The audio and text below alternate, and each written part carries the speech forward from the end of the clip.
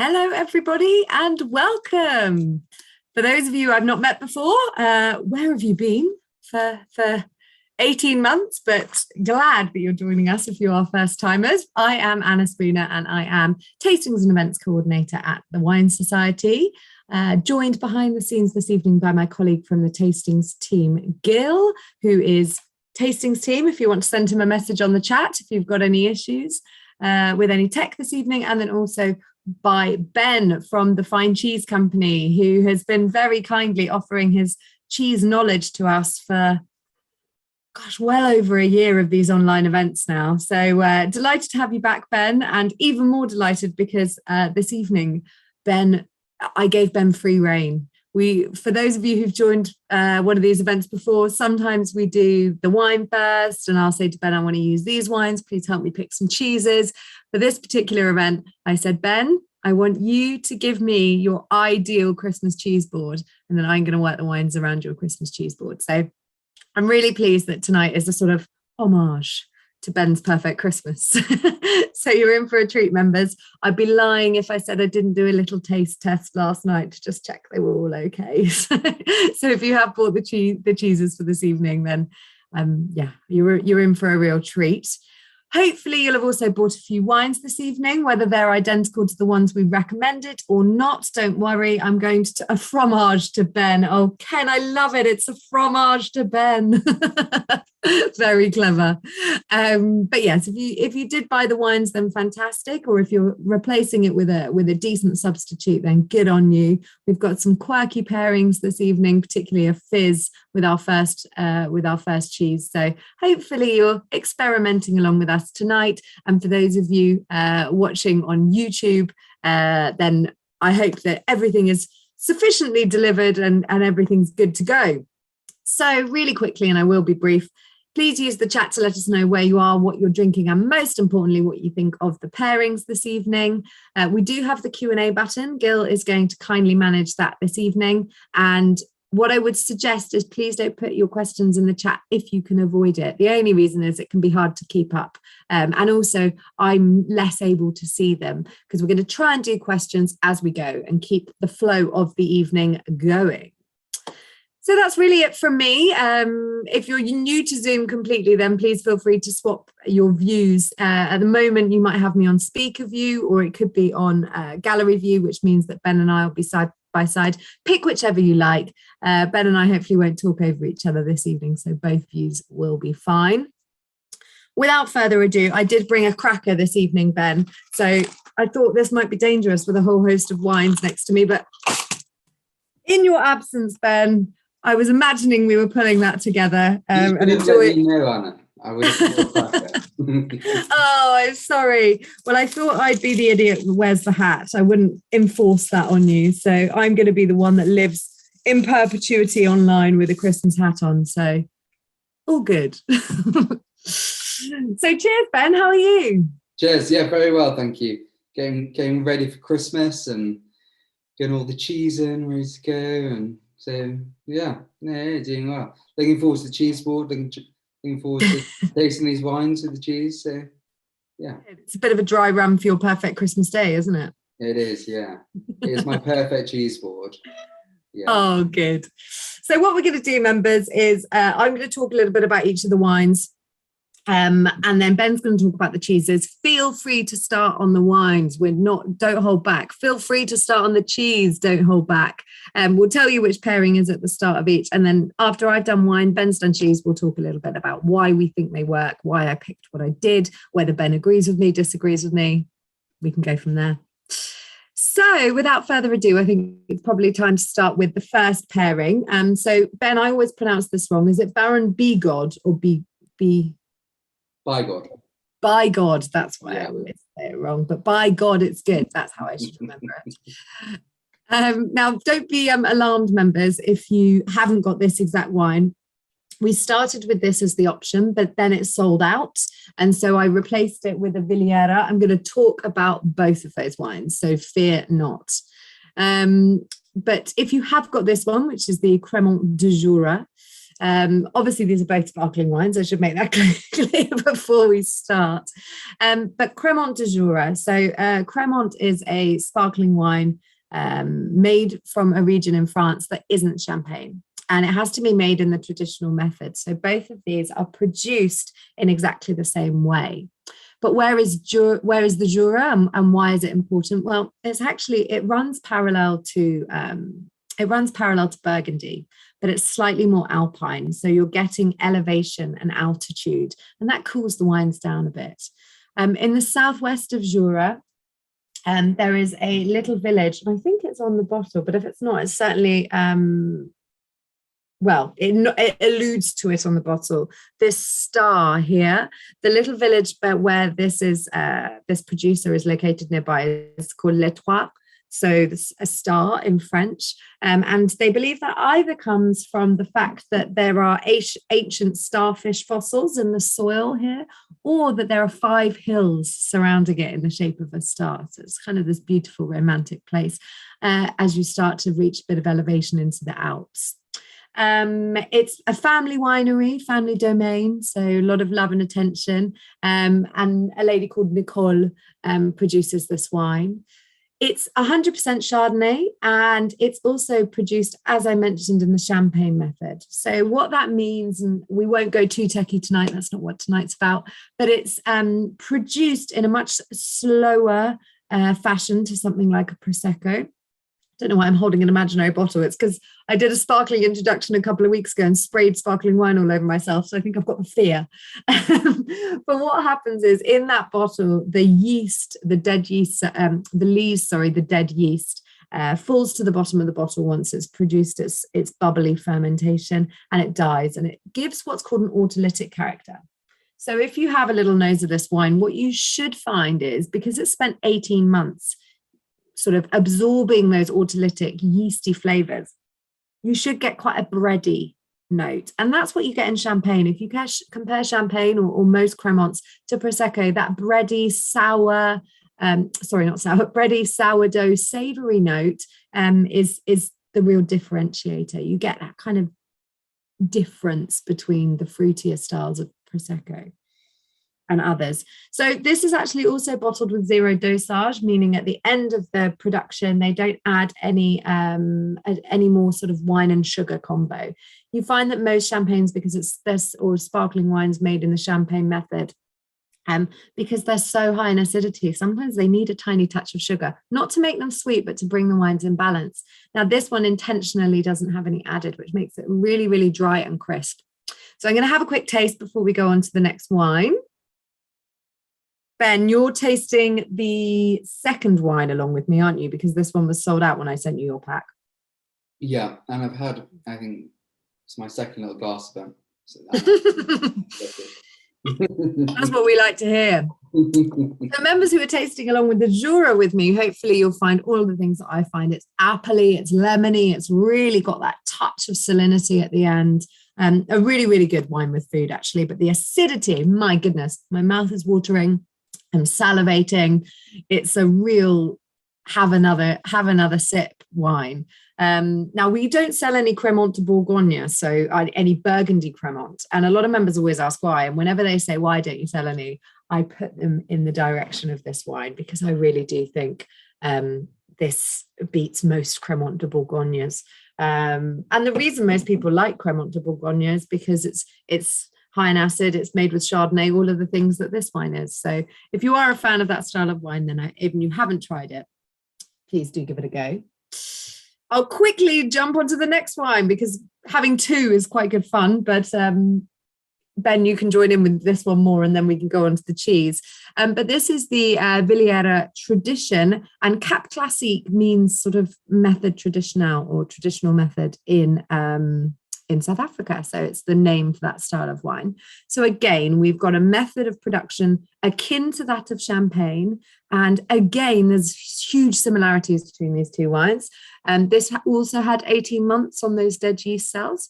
This one's not 100% Chardonnay. It's 70 Chardonnay, 30 Pinot Noir, but another Champagne grape variety, pardon me.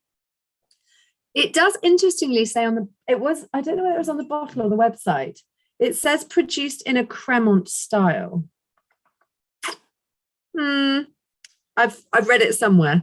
And I liked that. It didn't say champagne. It's produced in the style of the first wine, a Crémant, slightly less lees aging than a champagne. So it's been very honest about what it is. It's also one of the most popular sparkling wines in South Africa, and quite rightly so.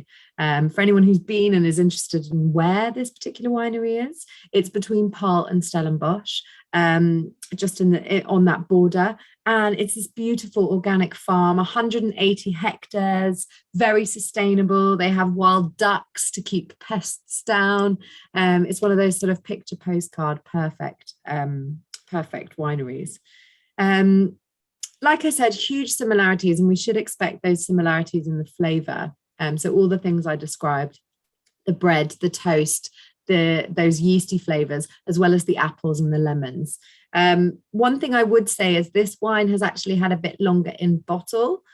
So it's aged slightly longer in the bottle because it got trapped in South Africa during the pandemic. So when we did eventually ship it, it's had a bit more aging to it. So we might find, if you were tasting them side by side, you'd see, but I might find, lucky me, that it's got a slightly more developed nose.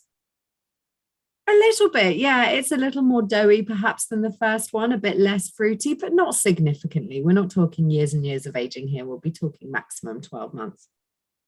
I'll have a quick taste, and then Ben, you can let me know what you think, and you can tell us about the Baron Bigod.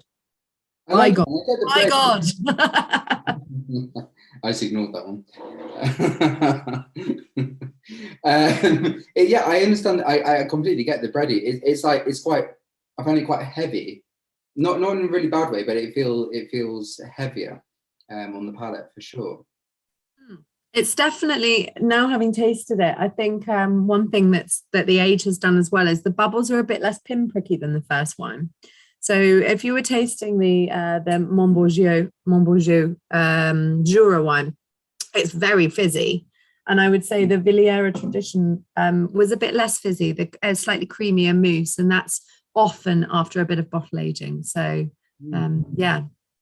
Ben, are you going to tell us about the Bigod? Yeah, absolutely. I did taste a little bit with Baron Bigod actually, and it does go pretty well. But I will explain Baron Bigod first. I'd like to pick it up, but mine is completely melted. I don't know if anyone can see that at all, but there's no way that I can pick that up. But yeah, so Baron Bigod is made in Suffolk. It's made by a gentleman called Johnny Crickmore. Johnny Crickmore basically wanted to make a British Brie de Meaux style, and so he went to the extreme and went over to France and bought Montbéliard cows. So Montbéliard cows are the cows that make Brie de Meaux. They also make cheese like Comté, and in the winter months, Vacherin Mont d'Or.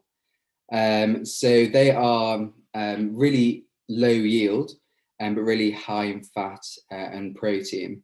And they've also got really big bellies, which means they're quite close to the ground. And so in the rainy, wet Suffolk countryside, it's not that fantastic for Montbéliard cows. But he brought them over anyway.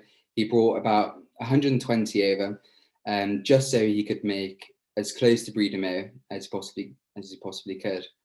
So yeah, so his farm is in Suffolk, and he brought over these cows, and he started this thing that we call the raw milk revolution, and it was the start of raw milk in Britain. So we have many cheeses, but it's only over the last 12 years since Baron Bigod started that raw milk has started to become a really big thing in Britain.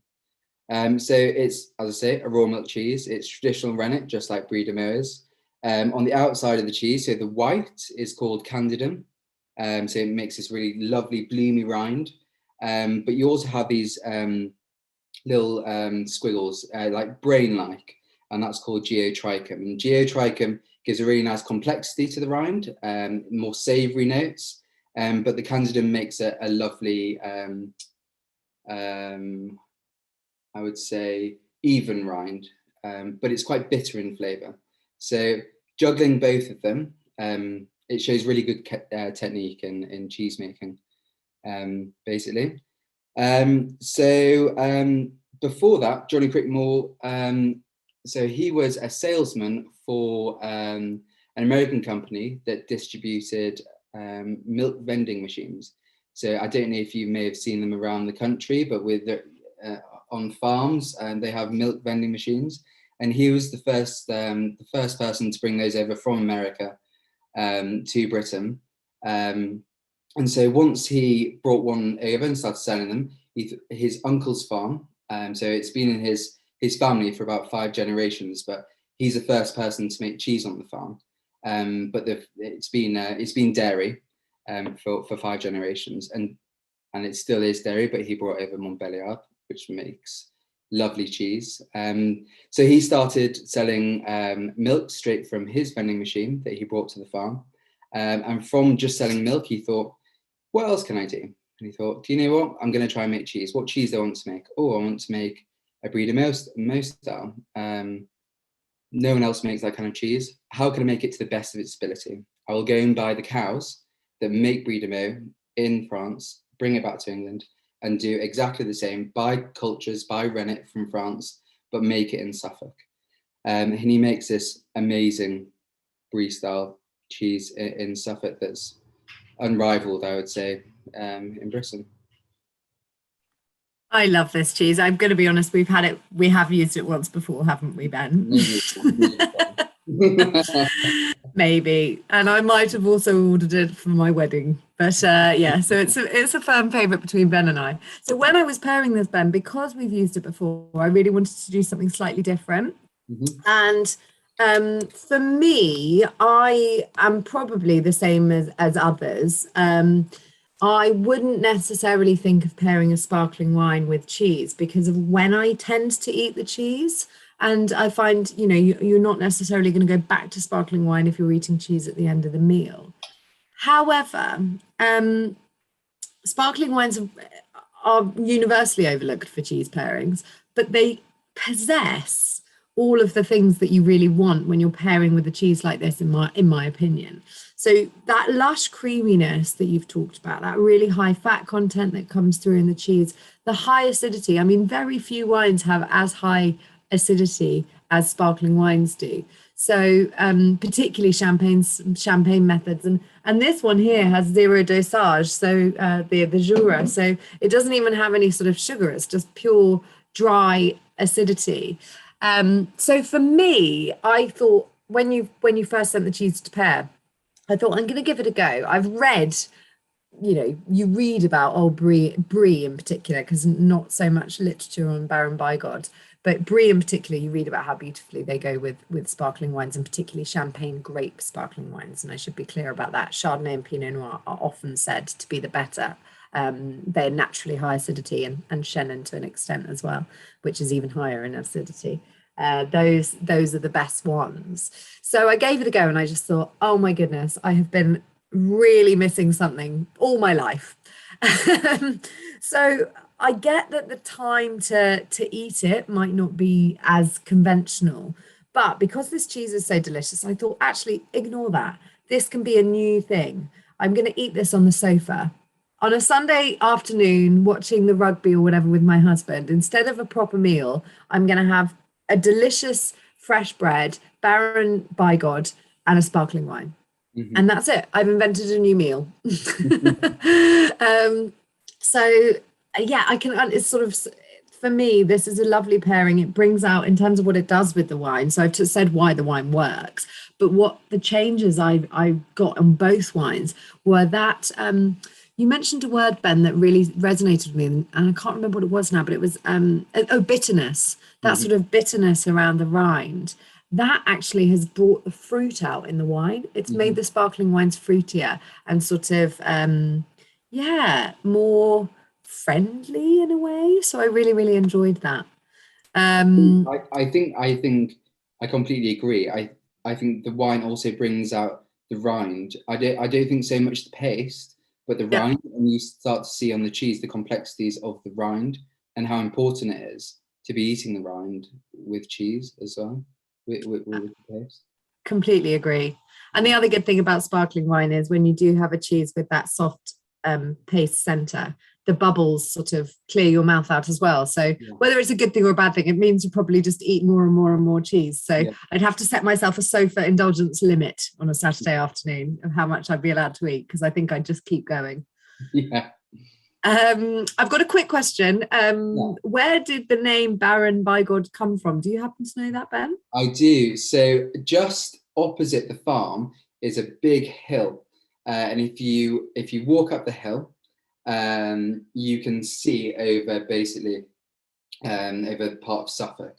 To the right hand side, there's a big castle, and on the basically where the castle is used to be called Bigod. And in the castle, the Baron of Bigod used to live. And so, yeah, that's basically why it's called Baron Bigod. There we go. Thank you. Right, I'm going to move on. We're actually doing okay for time, because we've done most of the wines there. That's the cheese with the most wines to pair with it. But I will go on to the next wine, and I'm going to take off my hat if you don't mind, because I'm finding it distracting. I'm still feeling Christmassy, members, but I'm just going to move on in a more sort of demure look. Now, the next wine, I appreciate I sort of upped the ante on price on a few of these wines, but I did think if you're going to spend decent whack on a cheese and wine event, it should be for Christmas. And I'm hoping, members, even if you don't particularly like these wines, or I could see already in the chat though, the first pairing seems to have gone down well.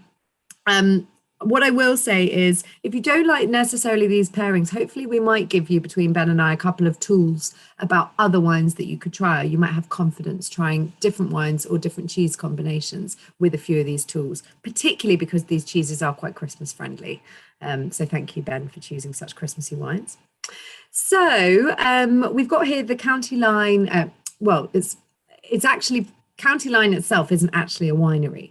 I should make that clear. So if you start trying to look for them or look for other wines, they don't really exist. It's actually a gentleman called Eric Sussman, and he is the proprietor of a winery called Radio Coteaux, and they produce amazing wines, more expensive than this in some cases. And County Line is sort of a side project that he has, which is amazing. We have just started buying both their Chardonnay and their Pinot Noir. So this is their Chardonnay here.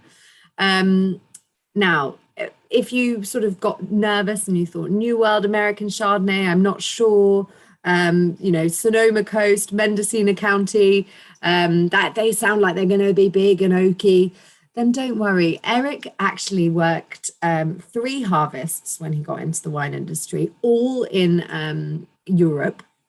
And when I list the names of the places that he worked, you will very much understand that he might have American vineyards, but he has got a European and what we would call old world head on him.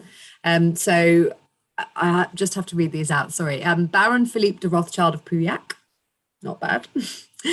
Domaine Comte Ormard of Pommard, and Domaine Jacques Puyer of Meursault, those in Burgundy. So his experience is very much old world, and it's very much fine wine old world, with 2 Burgundian producers, i.e. Chardonnay and Pinot Noir territory. So it is a rather prestigious background he's had, and I do think that old world nature goes into his winemaking. So one of the key things here is, one thing that I find very impressive is he's very big on biodynamics and organics. So his vineyards are really well tended. The North Coast element of the title, it's actually, his vineyards are in Sonoma County and Mendocino County. So Sonoma in particular, you may have heard of. But North Coast is an appellation name that stretches across 6 counties, and you can blend any of those 6. But this is Mendocino and Sonoma. So the fruit quality is amazing. He's working biodynamically and organically. And then he has fermented in neutral oak barrels. So what he's doing there is he's adding some texture and a complexity in the texture. But what he's not doing, that some American producers, certainly not all, but some American producers do, is they add oak for flavor. So they'll use new oak barrels to impart flavor. And because those are often American oak barrels, then those barrels can give a vanilla-y flavor or a sweet spice flavor. Now, you might be sort of led to believe that's in here, but actually when you dig down, it's not. there's a complexity coming here that's slightly more toasty and bready again. So he's probably put the dead yeast cells a little bit in this wine, much as the sparklings earlier. But the thing that really strikes me here is there's an amazing concentration of fruit. It's sort of yellow fruits. Now, I always find that word a little bit hard to get my head around, but hopefully you sort of know what I mean. It's yellow apples, yellow pears, yellow plums. It's not crisp green. Those are the flavors we'd expect in a Chablis, for example, a really cool climate Chardonnay. This has seen more sunshine. It's more friendly and it's more sort of giving than that. It's not, it's not a wine you have to really unpick. It straight away comes out the glass. So I hope, fingers crossed, members, that you have poured it in advance, because it does need that little bit of oxygen to get it going. Smell wise, absolutely love it. I'm going to have a taste now, and then we can talk about the cheese pairing, Ben. But hopefully you're tasting along with me.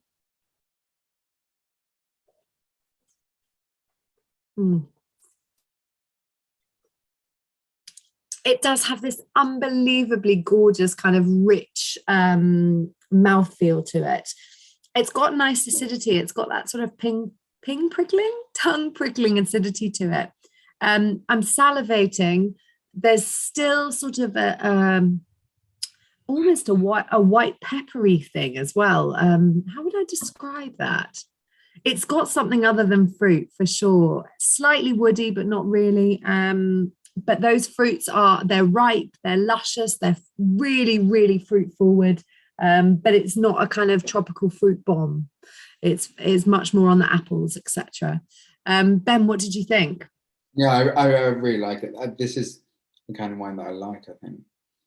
I feel it's got a sweetness to it, like a honeyed sweetness, or yeah, I agree. I'm really wrong. I genuinely, that's why I get the fruit, but I get it that it's like a lower tone. It's not bright with acidity. Yeah, exactly. It's not, and particularly when you compare it to the wines before, there's that little prickly acidity, but my mouth didn't sort of rush with salivation like the last wine. There's still the savory that we had in the first wines, but here it kind of, I don't know. I get what you're saying. It's not this sort of really high acid, vibrant wine. It is a bit more mellow. There's a bit more, the wood influence is gorgeous. So it's not, yeah, and the honey thing, I actually get like honeyed nuts as much as I do. It's not pure honey, it's more that kind of like honey cooked nuts that I definitely get. No, I love it. Absolutely. Now, I have to say that, this is a favourite of mine as well. So St. Helena's it's a really new cheese. So Julie Cheney on the left hand side, she makes this cheese with her friend and fellow cheesemaker Blake.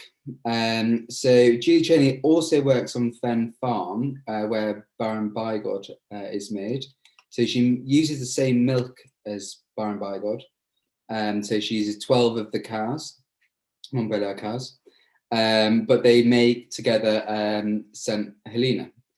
So they started making this last year. Now this is very much Blake's cheese. However, Julie Cheney's such a fantastic cheesemaker that she's very much helped him make this cheese. So Julie Cheney originally made cheese in Hampshire.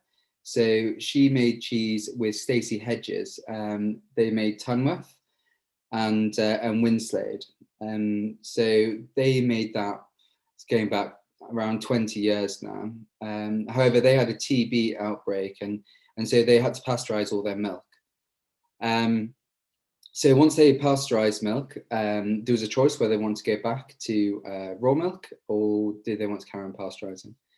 Now, Stacey Hedges wanted to carry on pasteurizing, and Julie Cheney is very much about raw milk. And so at that point, they, to cut a long story short, decided to part ways. Julie Cheney went and made some lactic cheese around Hampshire, and Stacey Hedges carried on making Tunworth and Winslade, which are huge cheeses these days. You see Tunworth in most places. So one day, Julie Cheney was listening to Radio 4, and Johnny Crickmore came on the radio and talked about the fact that he just brought all these Montbéliard cows over from France to make Baron Bigod. So she listened to it and she called in Radio 4 and she said, I need this Johnny Crickmore's number. I want to make some, you know, he sounds like the kind of guy that you know, that I want to work with. I want, you know, he's looking for the best possible milk using the best possible land. And I'm looking for that as well. So basically she got in touch with Johnny Crickmore, and a couple of months later, she moved from Hampshire over to Suffolk, just so she could use the best possible milk. So Julie Cheney is, yeah, as I was saying, all about raw milk cheese. She makes St. Jude, which we've used before, St. Sarah, which is the washed rind version of St. Jude, both amazing lactic cheeses, the best that Britain offer, really. And then more recently, they've made St. Helena. So St. Helena is raw milk, traditional rennet, really tiny rind, which I think is amazing for a cheese like this. You know, it's around 4 months old at the moment, and a 4-month-old cheese with a rind so tiny is incredible. So Saint Nectaire usually has a mucor rind, so it's quite thick in this greyish mould. They have a tiny bit of mucor in here, but they also have a bit of bluing, so a bit of penicillin, a bit of white from Candidum, which will come from St. Jude and St. Sarah. They're matured in the same place, and so they're going to pick up the same kind of moulds. What's really impressive, so Blake was really working on the moisture content in St. Helena, and if you don't have enough moisture content, you don't get as much flavour out of the cheese, especially with the semi-soft, such as St. Helena. So that's something we're really working on. Really thin rind, not too much mucor, because you don't want to overpower the flavour of the milk itself in the paste. And I think at this point, he's made something that's absolutely amazing and unique, and we don't have anything like this. And it's a cheese that's really exciting for Britain, that we can make something that is so special like this, and so different to St. Jude and St. Sarah, and so different to Baron Bigod, but made from the same milk on the same farm, which just has the most beautiful flavors. They're so subtle. You know, you're looking for, you know, vegetal notes in it, a bit of cabbage, a bit of brassica, and you don't get that if it's too firm, because you don't get enough moisture in the cheese, which means you don't get enough flavor. I mean, what they've done in this cheese is amazing. So, you know, it's not a finished article. Like Montgomery's cheddar has been going for, you know, 150 years. Stichelton, you know, has had many people, many experts, you know, help with making that cheese. But St. Helena's, you know, an Australian guy called Blake, who worked in cheese in Australia, came over to England, was a chef in England, went to work with Julie Cheney, who's an amazing cheesemaker, wanted to make Saint Nectaire style, and now make such a beautiful example of it. I love it. It is gorgeous, and we've got lots of members saying that it's really lovely as well. It's made in small quantity. Oh, first questions first. If people are tasting along, you should eat the rind, right, Ben? Mm-hmm. Yes. We have had somebody say they're now a rind convert because of this cheese, which I think is fair. But yes, please do eat the rind, members. But this cheese is made in tiny quantities, right, Ben? Yeah, so I had to get them to specially make it for us, which was 20 cheeses for all of you members. Otherwise, they wouldn't make it. So yeah, they make maybe 5 to 10 a week. They'll use the milk, the same milk they make St. Jude and St. Sarah from, and they will just use different molds, different starter. So yeah, it's especially made for everyone here. It's so tiny, yeah. Well, yeah, I think we're all very grateful. So thank you for organising that for us. A little bit about why I picked the wine that I did. It's for me, one of the real things about this cheese that I loved was the texture. It had such a unique texture, and immediately I knew I needed a wine that was creamy. So I knew I needed something like a Chardonnay or a Chenin or maybe a white Rioja with Villiera or something that I knew the grape could bring me some texture. But I really felt, and this is why I mentioned the oak when I was describing the wine, I really felt that a heavily oaked Chardonnay where the flavour of oak was coming through would not have worked. It would have overpowered the cheese. You mentioned there's sort of subtleties here. And I really wanted to have a subtle enough creamy Chardonnay. And I have to be honest, you have to pay for that. Often the creaminess, it's very easy to make a wine creamy, but it's very hard to make a wine creamy with really subtle and delicate flavor, because often, the creaminess can be, yes, you can do something called malolactic conversion that tends to do exactly what it says on the tin, change malic acid into lactic acid, which does add creaminess. But to be honest, and that's probably the cheapest way to do it, you can add oak chips, which can be really cheap. But if you want it done well and properly, you need to do things like fermenting in neutral oak, stirring in some lees, a bit of aging in the bottle, not a huge amount, but a bit. So all of the things that this wine has are the reasons that I thought it would go. And to be honest, it was the one I was the most worried about pairing. It's delicate, it's gentle. I didn't want to mess around with it too much. So I'm glad that some of you have already said that it is a good match. So I'm pleased. This was the one that I went, oh, I hope it pays off. I played it sort of safe but premium, and I hope that it did work. I think it's so tricky because it is so delicate. The flavors are so slight.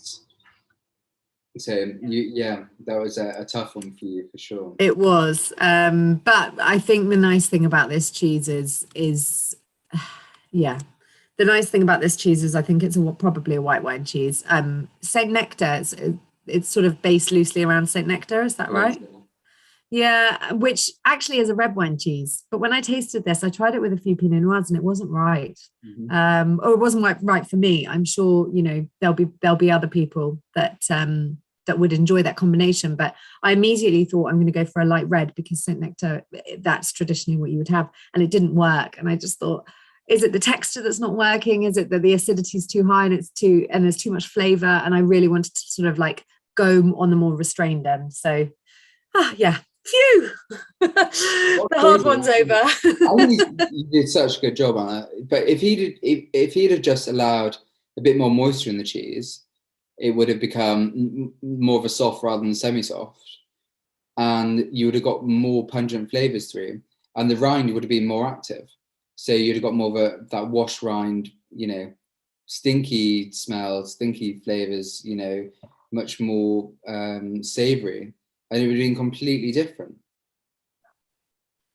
Well, fingers crossed. Yeah, there's a few people saying they're happy with it, so that's good. One thing I would say as well, members, if you want to, and you haven't finished all of your Chardonnay, this wasn't really intentional, but a cheddar can actually notoriously be quite a tricky cheese to pair with. And Fiona Beckett, who is a fantastic food and wine matcher, says one of her favourite things is an oaky Chardonnay. Now, I appreciate this isn't an oaky Chardonnay. That's the point of it. But if you do want to try it, then feel free to give it a go. I personally don't like it as much as a pairing, but feel free to try it. You might be surprised that a wine with enough complexity, a white wine with enough complexity, I say, can go with a cheddar. But for me, personally, not the better pairing. It's not oaky enough. It's doing all of the opposite things to what I was just saying. You want it to be oaky, you want it to be bigger, fuller, etc., to go with a cheddar. But let's talk about the cheeses. Let's talk about the wines that are supposed to go with the cheddar. Now, I've just seen a member write, I found the Baron Bigod was difficult to cut a piece off, so I ate it all. Oh, you've got the same problem as me. Baron Bigod. Thank you, member. That made us chuckle. Right, so we've got two wines again here, and again I've picked two wines that are very similar. I picked intentionally a half bottle option. I know that lots of you this evening are joining midweek, or you've got work tomorrow and you might not want to open 4 full bottles, so I did choose this intentionally. Now they are both left bank Bordeaux, and I think that's really important. I'll talk about why when we get on to why I paired them, but this particular chateau dates back to the 1800s. Château Malescasse. It's on those famous gravelly soils of the left bank. So if you ever hear about people talk about the gravels of the left bank or the gravels of the Médoc, that's exactly where this is. It's found on those gravel outcrops or croup. It's a very classic claret style. Ben, you've got this one as well, don't you? So I hope you're enjoying it. But they are unbelievably careful with this wine. They after harvesting, they sort the grapes and make sure the top quality is there. They then gravity feed it, so they don't sort of pump it through the vinification process with lots of machinery and moving it around. They're very, very gentle, pardon me, very, very gentle with the grapes. And instead of, like I said, pumping things, they allow gravity to carry the grapes down.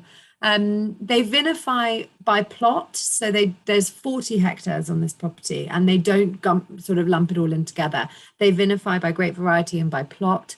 And they vinify in stainless steel, and then they mature in wood. And about a third of that is new wood. Now, for these sorts of wines, new wood is okay, particularly French new wood. The combination of new wood and these grape varieties works beautifully. So you often hear people talk about left bank wines that have a bit of age, and I've intentionally picked aged wines. I'll tell you more about that as well later.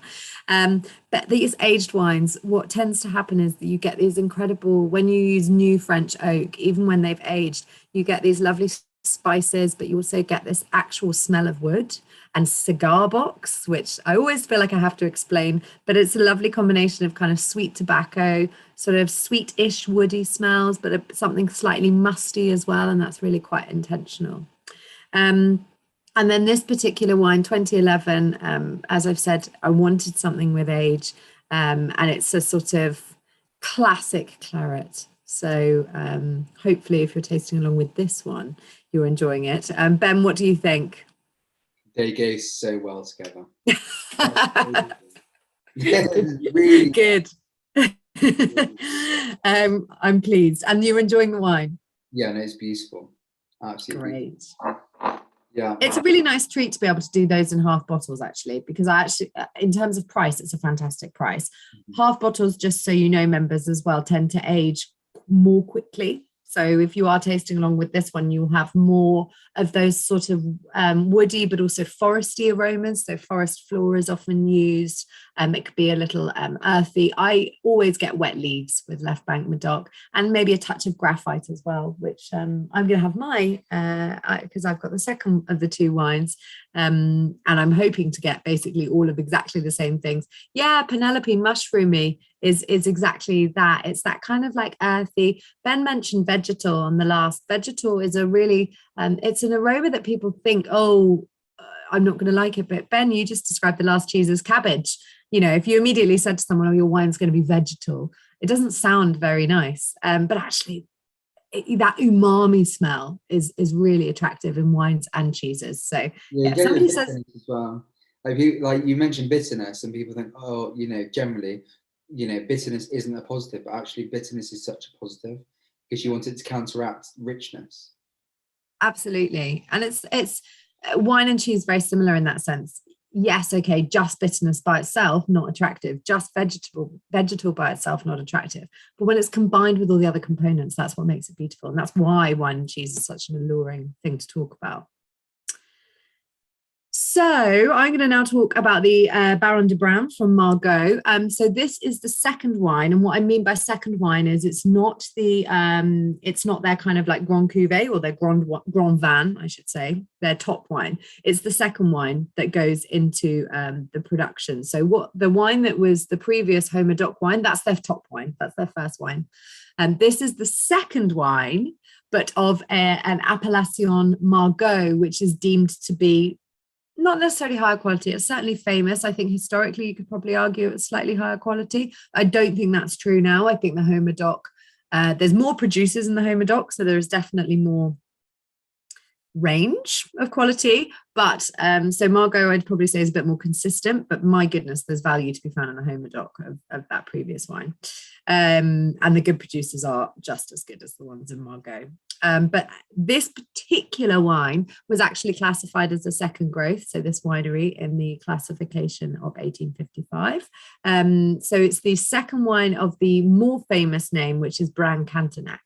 So if you've ever heard of Brand Cantonite, this is the baby brother who gets, you could argue it's the baby brother because he gets the hand-me-downs, but actually the way to look at it is you've got quality winemakers. You know, the winemakers are the same. Yes, the land will be slightly different. They'll use slightly different plots. So for the half bottle, they keep 45% of that to go into their top wine, and then the other 55% of the grapes that are deemed younger or less good sites, they would go into the rest of them. This will be amazing winemaking, etc., etc., and the sites will still be incredible, but you just won't be charging, sort of in excess of £50 for it. In terms of grapes, it's very similar breakdown to the last wine. So 60% Cabernet, 33% Merlot, and then a touch of Cab Franc in this one, which is 7%. And again, exactly like the last, I think we had a third new oak in the last. This is 20% new oak. So yeah, I get all of those things. The beautiful blue and black fruits from the Cabernet, some red fruits from the Merlot, that sense of graphite. Again, that ever so slightly mushroomy forest floor, vegetal, earthy thing, but not overtly. It's still a fruity wine. There's still lots going on. It will be more fruity. I should probably phrase it will be less vegetal and less developed than the 2011, because as I mentioned, smaller, it's already a year older anyway, but the smaller bottles will age faster. So there's definitely a little bit more fruit in this wine. And I'll have a taste.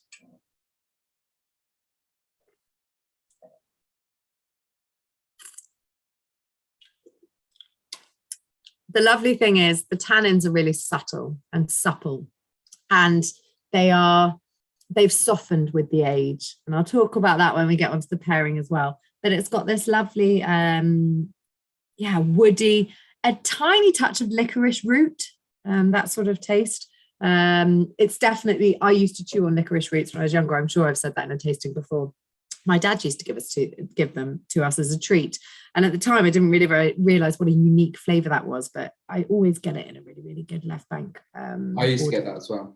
Did you? Yeah, it's and it's like woodiness, but licorice, but yeah, it's like fresh aniseedy flavors, but with a really, really woody note to it. And I get a lot of that in these wines. So it's a bit of a memory. My brain goes ding, ding, ding. Right. So without further ado, I'm going to pop the next slide up to talk to you about, sorry, I've done something funny with this slide. I must apologize to everyone. But I'll pass over to you for the Montgomery's Cheddar, and then we'll talk about why we like the pairing here, Ben. Yeah, absolutely. Stella actually mentioned on the chat about it being like hiking boots, which I kind of understand, because it's that leatheriness, it's deep flavors, it's woodiness, it's those the decomposing leaves on a forest floor. You get all of that through Monty's Cheddar. So yeah, this is Montgomery's Cheddar, so 5th or 6th generation cheddar, made in Somerset, now made by Jamie Montgomery. So what's really special about our Montgomery Cheddar? Well, Montgomery Cheddar is really special anyway, because it's 6th generation, absolutely beautiful cheese, made superbly well.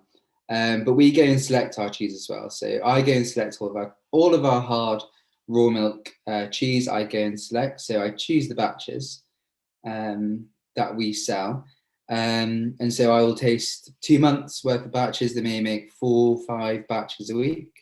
And then I'll choose which cheeses I prefer, and we'll sell those batches. So I look for real deep savory notes, for chocolate and beef, and beef broth flavors in Montgomery Cheddar. So Montgomery Cheddar is traditional Somerset Arsine cheddar, which has a PDO. So it is cloth bound. So on the outside, you'll see all these little grooves. That's from the cloth. Between the cloth and the cheese, there is pork lard. So they put the pork lard in between because, one, it sticks the cloth to the cheese, but also, two, because you have cheese mites. And cheese mites are on every cheese that is an Arsine cheese and matured aerobically rather than anaerobically in vat pack or something similar. And so the pork lard also gives the cheese mite something to eat before it gets through to the cheese, which is what you want, because if it gets through the cheese too quickly, they'll go too far into the cheese. So when you see bluing in Montgomery's, which is what Jamie wants, he wants bluing in Montgomery's. Bluing's really good, but if you see really dark patches coming through from the rind into the cheese, and they're quite wide open crevices, that is basically just an opening in the outside of the rind. Perhaps there wasn't enough lard on there, and the cheese mites have got in there too quickly, which is a negative. However, in cheddar and artisan cheddar, bluing is completely normal, and you want to eat the blue because it's beautiful. It just adds an extra layer of complexity. It's biscuity. It's just stunning. It completely contrasts the cheese, which is so rich. And so whenever I ask any, I always dread to ask a cheddar cheesemaker about bluing in their cheese, but when I do, they say, well, it's artisan cheddar, of course it's going to have blue in it. We want blue in it. It's going to make it a bit more complex. So that is Monty's cheddar. We have 4 cheddars: Montgomery's, Keen's, Pitchfork, and Westcombe. Did I miss one there? Monty's, Keen's, Pitchfork, Westcombe. Yep, that's right. And they're all artisan Somerset cheddars, all raw milk, all cloth bound, all made with milk from their own farm, with their own cows. And they all taste completely different. I love Montgomery's because it's super savoury, and you get so much bluing through it, which just gives just an extra element to the cheese. I also go on quite well with Jamie, so that helps. But no, definitely my cheddar for Christmas. I love it. And so I obviously have my reasons for pairing what I did with it, which I'll tell you in a second. But what's really fascinating, Ben, is whenever we have these conversations, you say something and it immediately goes, well, that's why, another reason why it works. You mentioned just then about sort of beef, sort of beef consommé, or you certainly use words around beef. Well, claret's such a beautiful, or Bordeaux wines in general are such a beautiful pairing with beef. And I think there's a lot of things that probably subconsciously I'm doing without realizing. And I'm less, I feel like I can taste cheese and I can certainly get the gist of it, but the language doesn't come to me to say beef. Now that you've said it, of course, it's really, really beefy. It's like beef stock. I do the same with wine though. You say things, I don't know why I really like it, and then you say something, now I get it. Because we think about cheese all day, and you must think about wine all day. And yeah, exactly. It's true, I do. So the reasons I picked this, I think first of all, they're both Cabernet dominant blends, and Cabernet can be a really good, it's a very powerful grape variety. But Cabernet is really good, strong flavors, and you do want a strong flavored wine, I think, with a strong cheddar like this. Now, this particular cheddar is quite dry and crumbly, so I think the challenge that you run with a drier cheddar is that you don't want your wine to be too drying in terms of tannins. So a young Bordeaux, for me, doesn't work as well with the dry cheddar, because a young Bordeaux, particularly left bank where Cabernet has got very, very high tannins, you've got a sort of cheese that dries a bit of the mouth out. And I do appreciate there's still a lot of acid in the cheese that's making your mouth water a bit, but you have got a drying crumbliness in the cheese. And if you have a wine that's too high in crumbly, tight tannins, then it's too much dryness on the palate. So the beautiful thing about going with a Bordeaux that's got some age to it is those tannins have softened. So I mentioned them being a bit more supple and a bit more rounded, and I think that's one thing that helps. The other thing that does help is I think you could have gone for a kind of New World soft tannin Cabernet, and that would have been delicious. But I do like the idea that you've got these kind of more savory characters working together. And obviously you've said beef, and then now I understand why it works. But I really liked the savoury and savoury here. It's quite a traditional pairing, and it's not actually a pairing that everyone agrees with. And so members, yeah, if you didn't like it, please let me know. But I think for me, it really tastes like Christmas. And Ben, obviously you liked it, so at least I've got one vote. Yeah, definitely. It's definitely traditional. Yeah, it does. It just tastes traditional. It feels traditional. It's really tricky. We might mention it a bit more at the end, but when you've got a cheese board, it's always impossible for a wine person to then say, "Oh, there's a cheese that goes with everything." And unfortunately, I would say that Bordeaux wines in general have a much more limited sphere of cheeses that they, in my opinion, work with. I do think it's going to go with the next cheese. So if you still have any in your glass, or if you need to have a refill, feel free to try it. But I would say it wouldn't go with the first two for me. So you kind of narrow yourself on the types of cheeses. And I think the main thing is power and power. You know, your cheese needs to have enough to stand up to a big gutsy left bank Bordeaux. So the first two wines were too subtle and gentle and delicate. Even in that brie style, you're still getting sort of softness, whereas these two cheeses are slightly different, these final two. So do feel free to try it with your next cheese as well. That was the plan. It was designed to go with both. So shall we go on to the final wine? And I have to be honest, this is the one I'm most excited about, Ben. Have you tried it yet? No, not yet. So there are some wines in this world that you taste and you don't forget. And I have to be honest, this is one of them for me. It's a sweet wine, naturally. If you haven't tried it already, I'm hoping that you might have noticed it smells slightly sweet. But there are some wines that you just come across, and I actually tasted this trying to put it into our festive sweet event that was last Friday, and it didn't work. And it was the same weekend I was doing this cheese one, and I had planned, and I will be honest, to use a port, because I was going to use a tawny port. We've done it before. It's a great combination, Stichelton and tawny port. And I thought, hold on a second.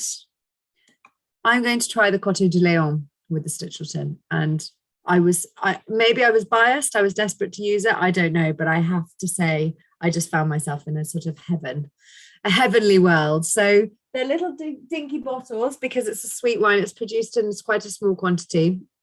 It's 100% Chenin Blanc, and it's from the Loire Valley. And in particular, so the Coteaux du Layon is an appellation within the Loire Valley, specializes, I would say, in sweet wines.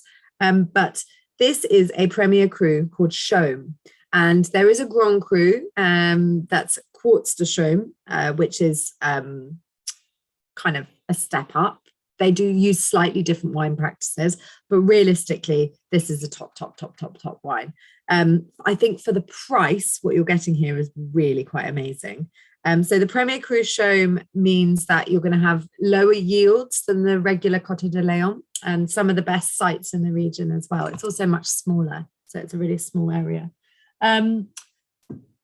It's hand harvested, and it's harvested by people going multiple times through the vineyard. So what the French call tries, Tries. It looks like tries, but it's not. I suppose it is really. But they go through multiple times picking the grapes that are of the ripeness that they want, and also some botrytized grapes. So the same rot, noble rot, Botrytis cinerea, that goes into Sauternes is affecting some of these bunches. Now, not all of them by any stretch. It's a smallish proportion, but some of these bunches.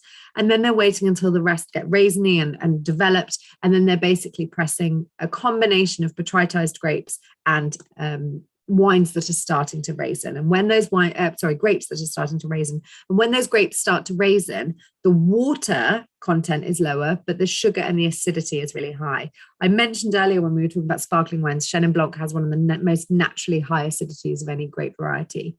And so what for me works really well in this particular wine is you have that beautiful sweetness. It's just over 100 grams per litre. I think it might be 125 or just under. So slightly less than Sauternes or around the Sauternes Barsac level. But it's a combination of botrytized and slightly raisined, and because of that as well, you have this amazing acidity. The acidity is preserved. Now, They're then vinified in 400-litre barrels, so that's adding to a bit of complexity that they're seeing this oak, or the wine is seeing oak, but not adding oak influence. The barrels are large enough, and you're not expecting to add lots of oak flavour. The winery itself and the property is owned by Philippe and Marie Germain, and they specialise in dry styles and sweet styles of Chenin, but Chenin is their baby. And I believe it's quite a new wine for us. So I was nervous. I have bought myself a bottle because I thought after this, if members taste it, I think there might be a run on it. I don't know how Joe Locke has kept this a secret or how we're not sold out already. I just think, gorgeous wine. They're certified vegan. It's sort of this lovely small family. They don't produce a lot. And I think in terms of value for money, you'd be hard to find many sweet wines in the world, in my opinion, at this value for money, at this quality. So I'm going to have a quick taste. But on the nose, I'm getting dried apricots, dried peaches, not so much the tropical fruits that you'd expect from a Sauternes. Honeyed nuts, and here we're getting really into the honeyed nuts. That kind of, I love that honey. It's kind of, it's honeyed, but it's not. Sorry? It's savoury rather than sweet. It's sweet, but it has savoury influence. For sure. Doesn't it just? Yeah. It's almost like, when you get sort of a salted caramel experience, when you've got a tiny bit of something that's not sweet within sweet. And it's almost walnutty in its nutty flavour. So I'm going to have a taste. It's gorgeous colour as well, isn't it? And again, that comes from both the raisining and seeing some oak.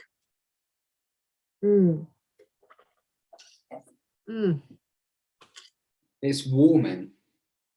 It's Joe Locke's tasting note mentioned it going with tart tatin, and I can totally understand that. It's got that kind of apple, cooked apple glazed with a sugary I can't remember the name of the tart tatin sugar glaze. You know what I mean? Amazing. Yeah. Wow. So it does taste like, it really is tart tatin, isn't it? Yeah, it is. And I love it's the apple, the sweetness of the sugar, but it's also the main thing for me as well that makes it this tart tatin is that pastry. It's sort of bready and earthy as well as being sweet. So it's a huge complex range of flavors. So I'll let you talk about the cheese whilst I indulge in this combination, and then I'll talk about why I picked the pairing. But I think probably for most people it might be quite obvious. But when you sent these wines to me, I sit next to our technical manager Martin, who used to work in wine until about 15 years ago, and he every single time you send me these wines. He opens it before I do. He's there before. And this time he opened it and he looked at me and he said, "I'm going to like this one." So I think I'm going to have to take some back for him. But it's absolutely beautiful and goes so well with Stichelton. So Stichelton on the right hand side is Joe Schneider. So Joe Schneider and the founder of Neal's Yard Dairy, Randolph, basically developed this raw milk Stilton called Stichelton. It's called Stichelton because the original name of Stilton is Stichelton. They are not allowed to call it Stilton, even though it's made in Nottinghamshire. So Stilton has to be made in Nottinghamshire, Derbyshire, or Leicestershire. But it's not allowed to be called Stilton because it's raw milk.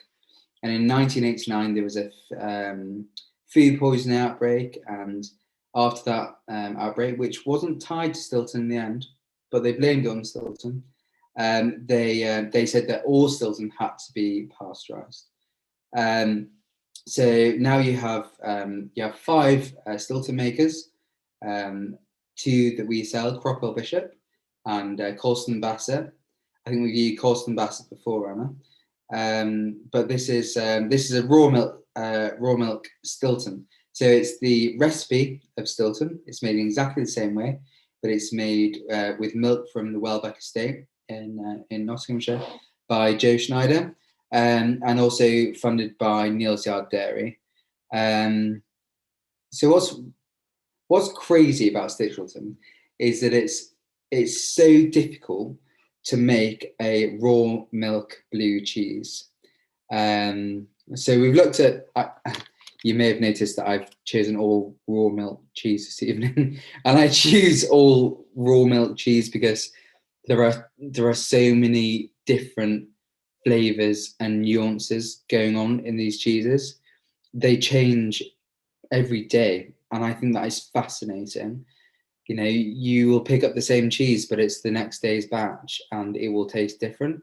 It will act different. It'll be a different consistency. The rind will be different. The flavors will be different. And I just think that is the most fascinating thing. And that comes from the animals and what they're feeding on and how they're feeling. And I think that's amazing that we can taste produce from how land is managed and from how well looked after the animals are. I just think it's incredible, and Stichelton's such an amazing example of that, because not only is it raw milk, but it's also blue. Now, not only are they using raw milk, which is really difficult to manage, but they're also putting blue cultures in there. So they're using Roquefort cultures within a raw milk cheese, which means that the bacteria is going crazy, and you can't control that bacteria. You just have to try and manage it the best you can. So in a blue cheese, as we said before, you make a cheese, you put the cultures in right at the beginning and start culture phase, and then you put rennet in, and then you mature this cheese for about a month before you add oxygen into the cheese. So no bluing is within the cheese until you add oxygen to the cheese. So the cultures are in there, but there is no visual blue mold. You spike the cheese or pierce the cheese, and that adds oxygen into the cheese, and then the blue starts forming. And so before that, it's not easy for the cheesemakers, because you've got raw milk, and within raw milk, you have to really manage the rinds. And so on Stichelton, you find this rind is, for me, for Stichelton, it's really stable. It's quite dry, but you'll find some parts of the year where it's crazy and it's so yeasty and it's really orange. But I love that contrasted towards, you know, the acidity in the milk. But yeah, I think it's amazing what Joe does with this cheese. He has raw milk, he puts blue culture in it. He has no idea what's going to happen, and then he manages it from when he pierces the cheese until it's matured. And he doesn't really know how what's going to happen, but he tries to do as much as he possibly can. And he makes a stunning cheese every time. And again, like the St. Helena, it's just such an achievement to be able to make a cheese like this. It is a bit of an art form cheese, this one, isn't it? Yeah, it's so gorgeous. Oh, I love it. And we have, somebody's mentioned, Stella's mentioned, it's firmer and cleaner tasting than the Stichelton in the event earlier this year.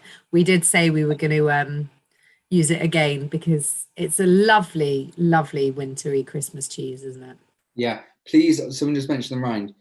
On Stilton that we sell, Colston Bassett and Cropwell, please eat the rind. Less so on Cropwell, but definitely on Colston Bassett. And please also eat the rind on Stichelton, because it just adds a lot more. Wonderful, thank you. So we've got a couple of questions, but I'll just say my bit about why I picked this pairing. There's a few reasons really, but I think sweet wine, somebody's mentioned they didn't rate the red dry wine, the claret, as much with the Stichelton. I'm not surprised. I do think that blue cheeses tend to go better with sweet wines, not exclusively, but I do think I prefer that pairing. And you only have to look at kind of French history and French culture of cheese and wine pairing to know that that is very much a thing. That in the sweet wine regions, blue cheeses are very popular, and those pairings are very popular. For me, it's the lovely contradiction between very, very salty and sweet. I think the difference here is I have had Stichelton so many times with you, well, not just on these evenings, Ben, but I've since become a big fan and bought a lot of it. It's often not as a lot of people that I serve it to say, oh, it's not as, they use sort of strange vocabulary, but I can understand what they're saying. Like, you know, it's not as intense, it's not as pungent as a Stilton. And I can understand that. And for that reason, I think a wine that is part more raisined grapes and part botrytized grapes, so it's not fully botrytized wine, or very, very sweet like a Tokai, for example, or some Sauterne, and it's a bit more mellowed. I think that works better for me. I don't need my sweet wine to be so over the top sweet that, you know, that it kind of overshadows the cheese. So I think I found quite a good balance here with these two. There's also the adage that the mold in the botrytis and the mold in the cheese. I'm not sure I necessarily believe that, but I do think that there is obviously lots of reasons that these wines go well together. Wine and cheese go well together. And I think, the test of time more than anything. This is a pairing that's quite classic. Somebody mentioned Sauterne and blue cheese earlier. Again, a really, really Sauterne and Roquefort is a really classic pairing. So, you know, those sorts of marriages are really quite nice. And the other thing I'd say is there's huge merit in having your cheese before dinner if you're sticking on a dry wine. So if you were sticking on a white wine or sticking on a red wine, then having your cheese before I just said before dinner, didn't I? Before dessert means that you don't have to swap. Now, Ben, you and I both prefer that combination. We like to do cheese then pud. But if you didn't and you wanted to do pudding first, you could have your tarte tatin and then go on to this wine and cheese combination afterwards. So that is a real win-win if you prefer to have your pudding first, because going back to a dry wine after you've had a wine like this with your pudding doesn't really do it for me. So personally, it kind of ticks a lot of boxes in that sense. And you could then just go off and drink it afterwards in front of the fire. I would also, if you don't mind me saying, Anna, with Stilton, there are quite a few Stilton makers, and some are more punchy than others. Yeah. And I would recommend, if you are looking for Stilton, have a Stilton made by Colston Bassett, or next have a Stilton made by Crockwell Bishop, because they are not going to be really spicy and really punchy like the other ones that you may buy. Now, spiciness and pepperiness comes from two colder situations, two colder environment that they're maturing in. And so Colston Bassett and Crockwell Bishop don't. They leave their cheese at about 8 degrees to mature, whereas you will look at other Stilton makers and they may keep them at cooler temperature for a longer period of time, because then it's easier for distribution. So if you want more subtle flavors and you want less pepperiness and more cooling bluing, then look at cheeses such as Colston Bassett, Stilton, or Stichelton. Amazing. I did not know that, Ben, so thank you. And I have to say, it's easier to match wines with those flavors, quite honestly. The amount of winemakers, I've said this before, the amount of winemakers I see in France, though, that say Stilton's my favorite cheese. It can pair so beautifully with wines, but a poor quality Stilton is not a friend of wine, sadly. Now, the nice thing is you have said somebody here mentioned, how much does whether you have cheese before or after the dessert influence your wine pairings and in what way? I hope I've answered that. I do tend to do cheese first, and that is because I like to have a bigger option or a bigger armory of wines to choose from. So it's actually, I would never do dessert before personally, just because I find it then limits your wine choices. Ben, I think you're the same, aren't you? I'm exactly the same. Yeah. It's very... Obviously.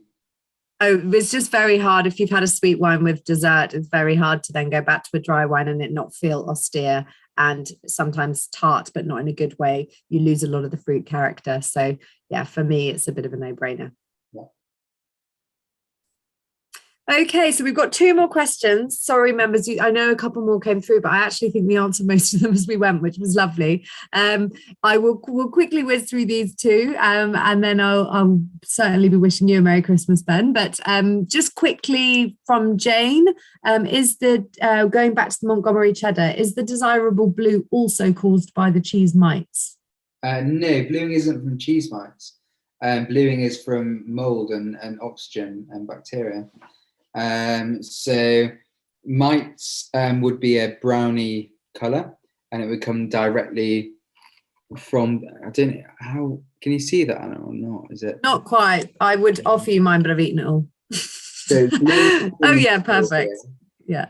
And bluing we want, and it's not brown, it's not, getting really dark colours. But if it comes directly from the rind, that may that would come from cheese mites, but the bluing is from bacteria, mold. Thank you very much. I hope that answered your question, Jane. Yeah, I think it did. And then final question, I'm going to ask it to you as well. I'll give you my opinion, but I'm going to throw it back to you, Ben. Tim Jones has asked, what cheese goes with Pinot Noir, e.g. a good red Burgundy?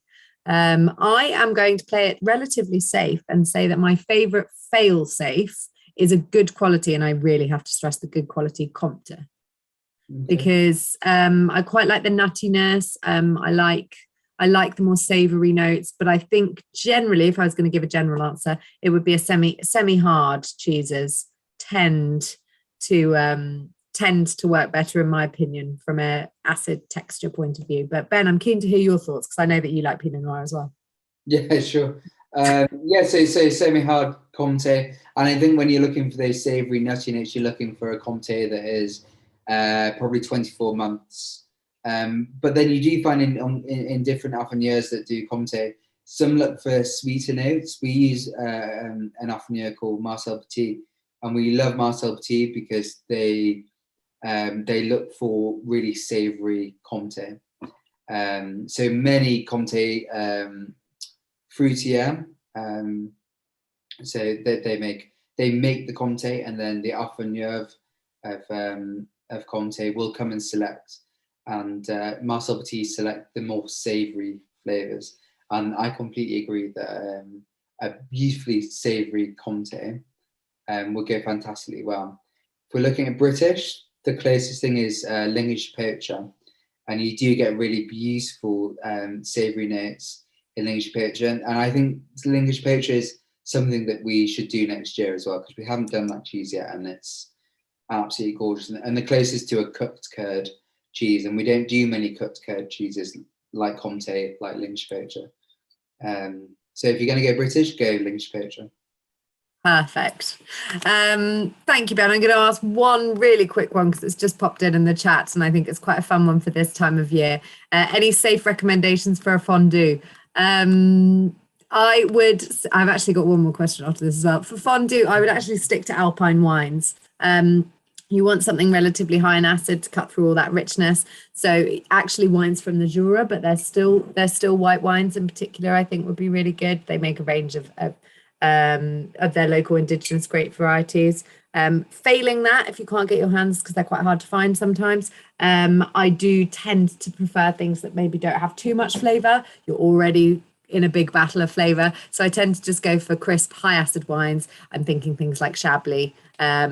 To be honest as well, if I'm really honest, really expensive white wines I wouldn't go for, because you're not going to get a huge amount out of them. There's so much cheese flavour. Also, it congeals quite a decent amount. So yeah, you'd kind of don't, it depends which cheeses are in your fondue as well, of course, I'm sure, Ben. But I think for me, it's about crispness and freshness and making sure the acidity is high rather than worrying too much about the flavours of the wine.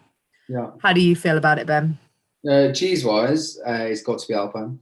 It's got to be cut curd, because if you don't use cut curd, then they split. And so then you get fat and you get curd, and you don't want that. So never use a cheddar, for example. And actually, don't use most British cheese. You can use something like Linkish poacher, as we just said, because it's cooked curd. It's bringing the temperature of the cheese a lot higher, and making more of a supple texture. So the proteins stay together a lot better when cooking.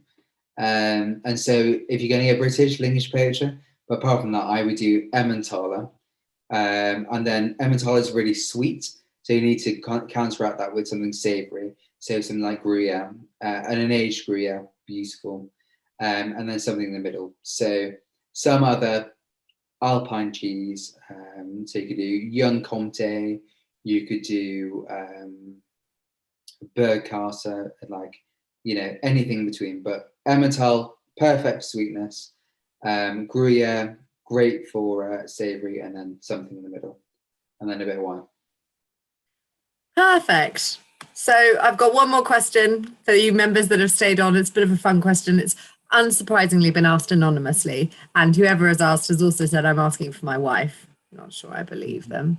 But since it's Christmas, we'll have a fun question to end. They've asked, do you have a good wine pairing for Laughing Cow cheese, please? Now, it's been a long time since I even ate Laughing Cow.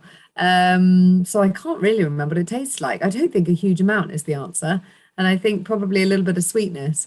So if I was really going to be at a push, I would go for a demi-sec wine of some description. If I was going to have a real laugh with it, I would have demi-sec champagne. So I'd have a champagne with a bit of sweetness, or a riche. You often find champagne brands have a cuvee that's called riche, which will have more residual sugar and more fruit. And I think probably if I was deciding to do a fine wine,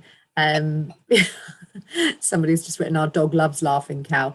I hope not. I hope not with demi-sec champagne. If I was going to have a real joke with it, I would do a demi-sec sparkling wine. You've got the creaminess. If we're really talking technical here, the creaminess. I would go. You need the bubbles to get the creaminess out your mouth, much like the first wine. So yeah, demi-sec fizz for me. Ben, does your cheese expertise stretch to Laughing Cow? I think it's just I don't know. I don't know. I think I haven't had Laughing Cow for. I don't know if I've had Laughing Cow. Oh, you're missing out. Those triangles, are they like? Yeah. Well, the other thing I'd say would be an interesting suggestion would be a cider. I think that would be quite fun. A nice fruity cider with some Laughing Cow on toast. There we go. Yeah. Well, Ben, thanks again so much for a fabulous evening. It's always a pleasure to share some cheese and wine with you. Members, thank you for joining us. I know some of you have joined several. We'll have plenty more in the new year as well. We love our cheese and wine evenings, so we hope that you will join us then. Thank you as well to Gil behind the scenes this evening, keeping those questions flowing, which I've really appreciated. And all that I can say really is I'm going to dig into a little bit more of my Coteaux du Layon, finish off my Stichelton in front of the TV. And I hope that members, if we're not seeing you again, and Ben, because I'm not seeing you again this year, a very Merry Christmas and a Happy New Year. Hope this evening's been very helpful, or at least enjoyable. And cheers. Cheers. Merry Christmas, Anna. Thank you.